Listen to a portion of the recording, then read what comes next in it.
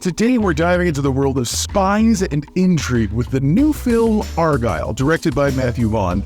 Known for his work on the Kingsman series, Argyle steps into the spy genre with a mix of action and comedy, though it seems to struggle to find its footing in both.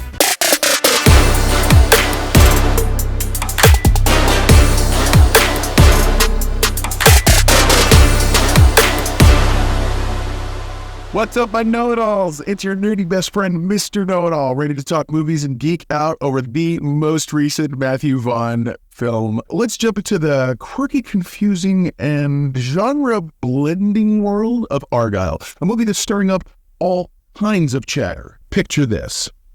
Agent Argylle, a super spy character right out of a novel, is entangled in adventures that are as wild as they are implausible. He's dodging bullets. He's zooming through exotic locales and living out scenes that would fit into almost any classic spy thriller. But here's the twist. Agent Argylle isn't real. Oh yeah, that's right. Not real at all. Well, sort of. He's the brainchild of Ellie Conway, a novelist who's been penning his escapades, but in a twist of fate, her latest book, Argyle, which just hit the shelves, turns out to be a lot more than fiction. It's sort of a meta-narrative, meaning that it's a story within a story, where Conway, played by Bryce Dallas Howard, has unknowingly chronicled the actual exploits of a real spy. Again, very, very cool premise. Just when you think you've got it figured out, though, Argyle throws another curveball. Oh yes.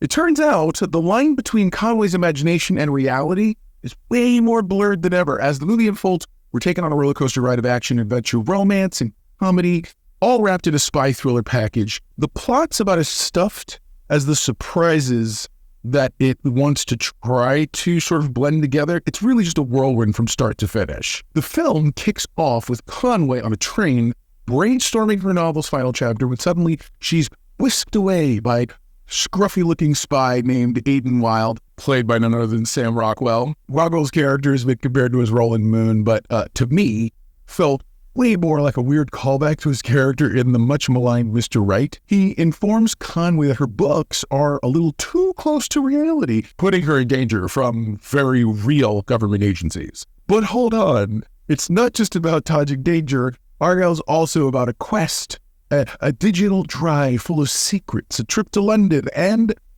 a computer hacker, because, of course, computer hackers. It's a story that's hard to keep straight, and just when you think you're on solid ground, it shifts again. As we delve deeper into the movie, it becomes clear that Argyle is like a narrative nesting doll. Each layer sort of revealing another twist.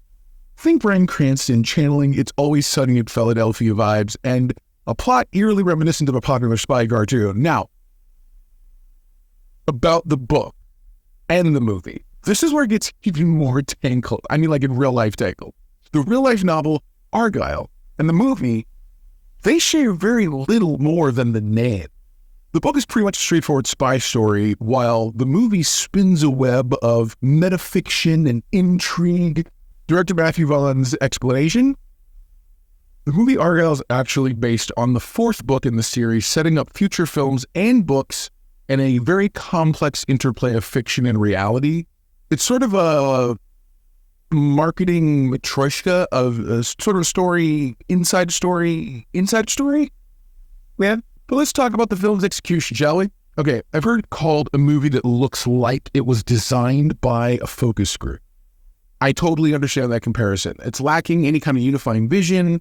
The characters all kind of feel superficial. It kind of tries to walk the path of spoofy satire, kind of like Austin Powers, funny enough, but without any of the underlying passion or creativity.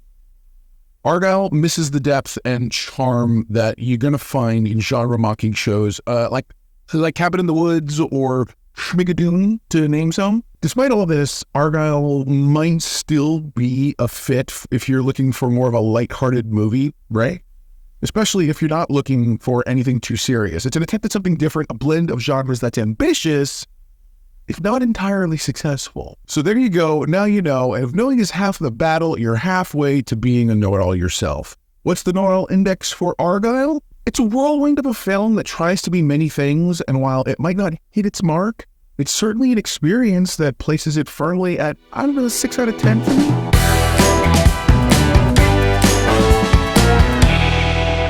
But don't take my word for it. Go see the film for yourself. Your mileage may vary. With that out of the way, though, let's do a little double talk with a segment I like to call Pros and Cons. The pros of the movie Argyle are few and far between, but I think they're enough to make anyone stand up and take notice. First, it's kind of a star-packed cast. The film is a galaxy of stars with Bryce Dallas Howard, Sam Rockwell, Henry Cavill leading the charge. The performances bring a distinct energy that at times manages to elevate the material they're working with. Next, it's an intriguing concept. The idea of a novelist's spy character coming to life, being a depiction of a real life spy's life. It's clever and engaging.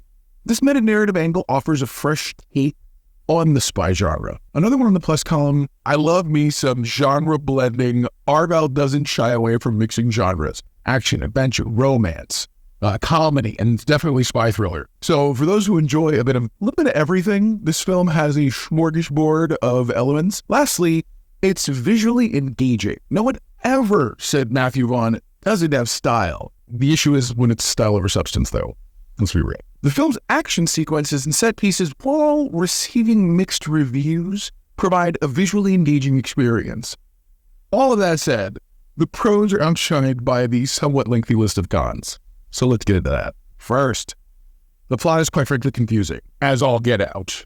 The film's ambitious narrative becomes kind of its downfall. The regular twists and constant meta-references, they're going to leave some audiences feeling lost, definitely disconnected from the story. Another con is the film's ridiculously underutilized talent. Despite the star-studded cast, I was so disappointed that the talents of actors like Ariana DeBose, John Cena, and of course Samuel L. Jackson were as underutilized as they were. With their characters lacking depth or screen time, the film overall suffers from a hardcore lack of coherent vision. Critics argue that Argyle lacks a unified creative vision, making it feel more a product of say, committee decision-making rather than a singular artistic endeavor or vision, if you will. It's hard not to compare the movie to better films.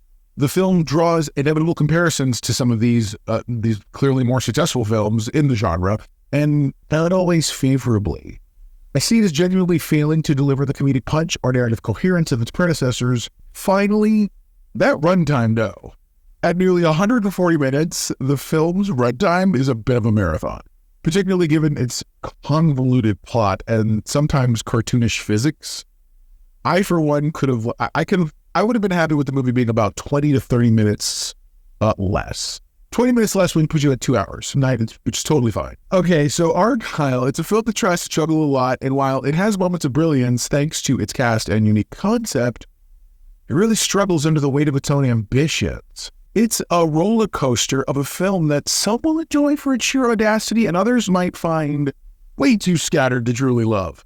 What did you think about the movie Argyle? Jump down in the comments and give me your feedback on the movie. What you liked, loved, or hated about it. Try to keep it sincere and let's be respectful. Just because I didn't like the film favorably or look on it favorably rather doesn't mean that you won't. Until next time, never forget, everyone loves a know-it.